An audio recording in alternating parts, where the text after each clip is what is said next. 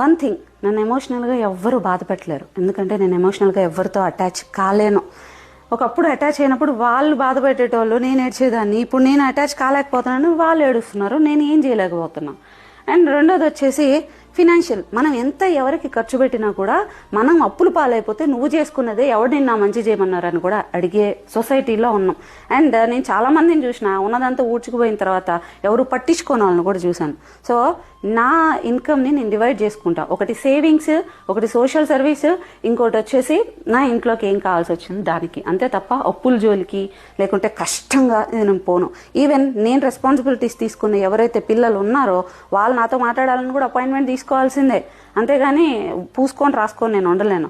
So నాకు బాధ ఉంటుంది. దేవుడిని నేను ఇక్కడ కూడా తప్పు పట్టలేను తెలుసా. ఒకవేళ తప్పు పెడితే నా అంత ఎదవ ఇంకొకటి ఉండదు. నా కష్టానికి 10 రెట్లు ఎక్కువ నాకు హెల్ప్ చేసినాడు గ్రోత్కి. సో ఇక్కడ ఒక